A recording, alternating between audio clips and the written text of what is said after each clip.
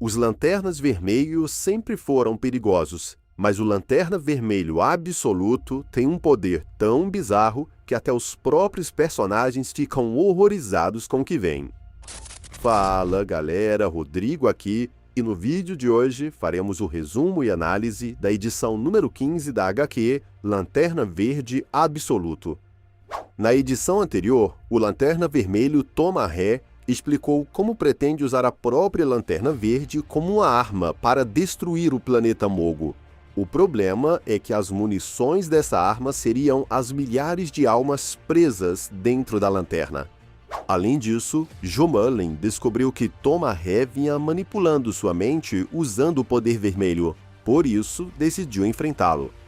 E como se não bastasse, Sinestro enviou diversos Mãos Negras a fim de eliminar os heróis.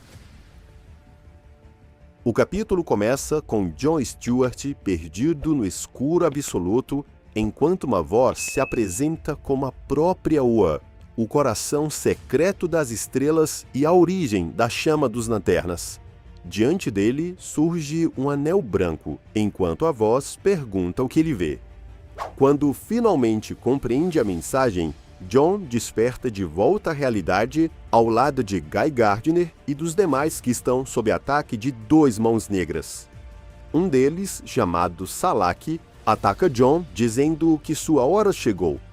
No entanto, a aura do poder dourado protege John do Mão Negra. Enquanto o braço de Salak simplesmente explode, John está ileso, porque o poder da Mão Negra não pode tocar no poder dourado.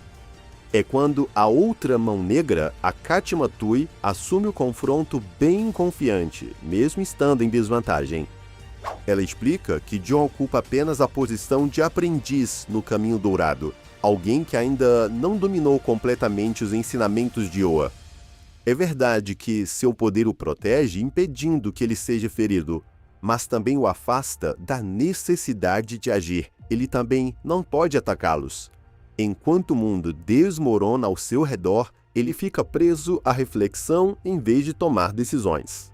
A provocação atinge John em cheio, e Katma continua zombando dele, enquanto parte para continuar sua missão de eliminar os próprios companheiros de John. Enquanto isso, Guy Gardner grita para Hal Jordan aproveitar o momento para descobrir o que seu misterioso poder rosa é capaz de fazer. Hal admite que mal consegue mantê-lo funcionando e que isso só está servindo para mantê-lo vivo. Salak então explica que a energia ao redor de Hal é um tipo de escudo atmosférico criado pelo poder da Lanterna Verde e que quando eles destruírem a lanterna, Hal morrerá sufocado. Ou seja, a situação dos heróis não é das melhores, e tudo piora quando os Mãos Negras ordenam um aumento na potência dos ataques para acabar com eles de vez. Percebendo que não pode mais se segurar, Guy finalmente revela uma das habilidades do seu Caminho Vermelho. Seu corpo sofre uma transformação grotesca enquanto ele assume controle absoluto das próprias funções biológicas. E o resultado é uma cena perturbadora. Ele cria um tipo de canhão a partir de seu próprio sistema digestivo que se estende para fora do seu corpo. É uma cena bem bizarra, mas usando o ácido produzido pelo próprio estômago, ele lança um ataque corrosivo que derrete metade da cabeça de Salak. Vendo isso, Katma tenta socorrer o aliado se retirando da luta, enquanto Guy explica para Hal que a disciplina vermelha permite controlar completamente o próprio organismo, transformando qualquer função biológica em uma arma. Hal fica impressionado. Ele até pergunta se outros usuários da chama vermelha, como o Toma Ré, conseguem fazer algo parecido, mas Guy admite que não faz ideia. A história então corta para a luta entre a Jo Mullein e o Toma Ré. Jo o ataca diretamente e exige que ele saia de sua mente. Em resposta, Toma Ré cria uma estrutura gigantesca e explica que ela está prestes a testemunhar o que acontece quando uma força imparável encontra um obstáculo impossível de mover. Segundo ele, os poderes verde e vermelho possuem semelhanças porque ambos dependem de conhecimento. A diferença é que Jo ainda está aprendendo a usar suas habilidades, enquanto ele passou anos dominando cada detalhe da chama vermelha. Dito isso, Tomaré cria um enorme labirinto e prende a Jo dentro dele. Enquanto ela tenta encontrar uma saída, ele explica que nesse lugar a diferença entre realidade e percepção mental praticamente não existe. Ele tenta mais uma vez controlar a mente dela, e ela resiste a esse controle, mas dessa vez parece exigir mais esforço. Aos poucos, Jo começa a se sentir cada vez pior, enquanto Tomaré revela seu verdadeiro plano. Seu objetivo é derrotar os Estrelas Negras, chegar até Mogo e destruir o planeta consciente. E para isso, ele pretende usar toda a cidade de Evergreen como munição viva. Os habitantes suspensos dentro da lanterna seriam lançados contra Mogo para quebrar sua concentração mental e destruí-lo definitivamente. Nisso, correntes de luz irrompem do chão e prendem a Jo, que continua horrorizada ao descobrir que milhares de inocentes serão sacrificados. Porém, Tomaré apresenta uma lógica fria e cruel. Para ele, perder alguns milhares de vidas é um preço aceitável para salvar bilhões espalhados pelo universo. Ele explica que Mogo se tornou praticamente invencível porque sua mente permanece totalmente focada no caminho dos Estrelas Negras. Mas justamente por depender dessa concentração constante, ele possui uma fraqueza. Se milhares de consciências agonizantes forem despejadas diretamente em sua mente, seu foco será quebrado e ele poderá ser derrotado.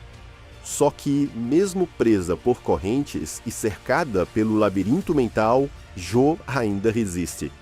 Quando Tomaré insiste que ela deveria aceitar o seu plano, ela finalmente revela que estava apenas fingindo estar presa.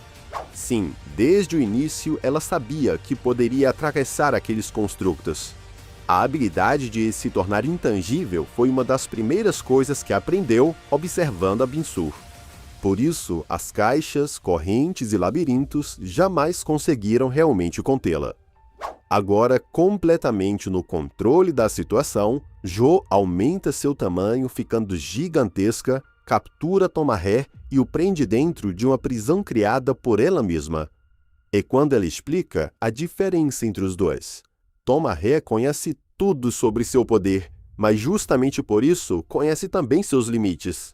Já ela ainda não sabe onde seus próprios limites terminam. Contudo, mesmo derrotado, Tomaré insiste que isso não muda o problema principal. Mogo continua avançando e bilhões de vidas continuam em risco. Ouvindo isso, Jo responde que vai encontrar uma solução. Mas Tomaré alerta que é fácil dizer isso agora. O verdadeiro teste vai acontecer quando chegar o momento de decidir quem deve viver e quem deve morrer. E mais, antes de ir embora, Jo ouve um último aviso. A caçada a Mogo já começou, e toda caçada exige uma isca. E, de fato, logo depois, a narrativa retorna para Jon, Guy e Hal em meio ao combate contra os Mãos Negras.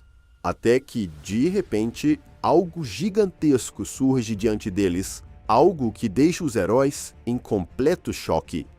Sim, o próprio Mogo aparece e declara que Jo Mullen e Tomaré são anomalias condenadas à morte. Porém, antes de executar a sentença, ele afirma que eles precisam conhecer o nome daquele que os condenou. É então que surge uma figura muito imponente, usando armadura dourada gigantesca e um rosto deformado escondido atrás de uma máscara. Mogo revela que esse ser atende pelo nome de Sinestro. O significado desse nome é explicado como a combinação de conceitos ligados à ausência, à essência da vida e à impossibilidade de alcançar a liberdade. Em outras palavras, como o próprio Sinestro alega, ninguém vai escapar. Agora, comenta aí o que estão achando dessa história e se vocês querem a continuação. Não esquece de deixar like para nos ajudar e se ainda não é inscrito, se inscreve aí porque todo dia tem HQ nova aqui no canal. Muito obrigado por assistir e até a próxima aventura.